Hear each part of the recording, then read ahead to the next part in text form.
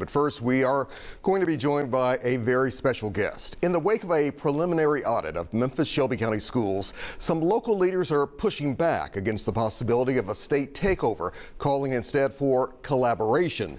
The proposal would bring MSCS leadership and state lawmakers to the table, focusing on accountability while keeping decisions rooted in the local community. Joining us now, Dr. Joseph Kiles, president of Rainbow Push Coalition Memphis. Dr. Kiles, welcome back to 3 at 3. Good to see you as always. Thank you, Mr. Coleman. Glad I know you've been busy. Yes, sir.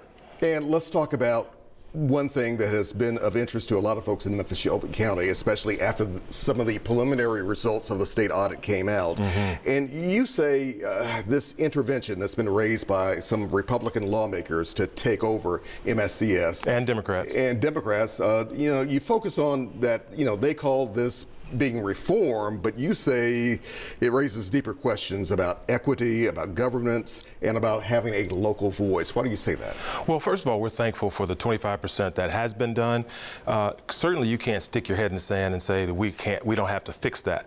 I think the superintendent and the board, the elected board, have every intention, and they have set forward with a plan to fix those problems. So fiscal doesn't have to be conservative. It can be liberal as well. We're concerned about taxpayers' money going in the right place at the right time. So ethics and morals guides that determination. But I'm concerned from the standpoint of the lyrics and the information that is coming out from the songs that people are singing. We certainly can communicate on a better plane than calling people clowns and circuses. You also seem to be pointing to the fact that Memphis also has that kind of history when it comes to events like this taking place. So in 1991, Rainbow Push Coalition Memphis sued the city of Memphis based on its unconstitutional runoff practices. People like Randy Wade, Dr. Lysimba Gray, Delois Bolden, they were walking legends in civil rights, and they took on the city and they won. And that was the opportunity for us to receive our first, probably most prominent and historical African-American mayor in this region, Dr. W.W. Harrington. But a lot of people will say, what's wrong with this so-called 9-member board that some of these state lawmakers have been talking about that would oversee the Memphis-Shelby County School Board itself and the district? Because some of the same people that we mentioned earlier are saying this would be a locally controlled, a locally appointed board of Memphians. What's wrong with that? That's a legitimate question, Alex, and I'd like to get into that. I think that out of several of those members, I know 5 of them. I know their histories. I think that they are exceptional people, done great things in business. But we cannot forget the Constitution. We cannot nullify voters' rights. And so voters pick who represents them, not governors, not boards. And we have to be cautious and concerned because if today it could be the school board, tomorrow it could be the city mayor. When it comes to accountability, though, a lot of people say, as you pointed out earlier, there obviously are problems here. There obviously are things that need to be fixed. Have we been accountable enough looking in the mirror ourselves right here in Memphis and Shelby County when it comes to this? No, there's room at the cross. I think that there's always improvement. I think that Superintendent Richmond and the elected school board understands that there are things that they need to fix, and we need to work on that. We don't need to make excuses about it.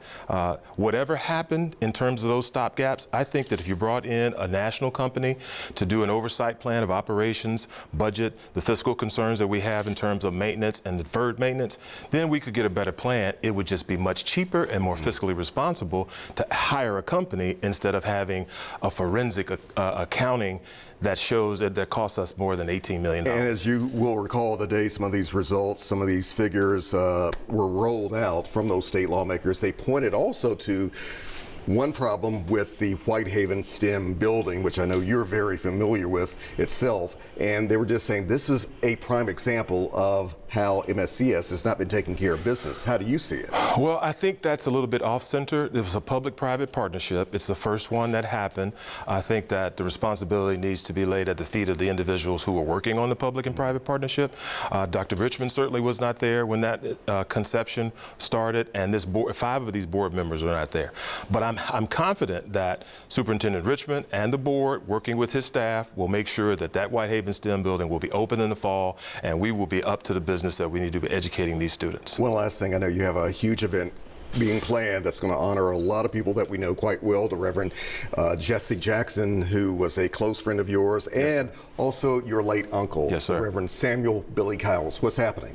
1971, Rainbow Push Memphis was started, and it's on the watermark of that flyer. You see a young Reverend Kyles and a young Reverend Jackson planning and working and thinking about how they're going to affect humanity and change. They were lightning rods, but unfortunately they're gone. And the people who helped them the most are still here, and they're still investing and then sharing their wisdom. As I said, Randy Wade, Dr. Gray, Ms. Bolden, all of them helped craft and create what we know now as an arm that has helped change and make an impactful humanitarian effect on their lives. So we're celebrating them, and we're inviting people to come out. It's on the mall right in front of City Hall, and it's going to be a family-friendly event, face painting, balloons. You'll hear some messaging. You'll hear, actually, Mayor Paul Young will be there to share information. So we're excited about the opportunity, and we're thankful for your support and then letting us know, let the people know to come out and share it with us. That's the least we can do here. Thank you, sir. Dr. Kyles, always good to see you. Thank you, Ms. Coleman. Thank you very much.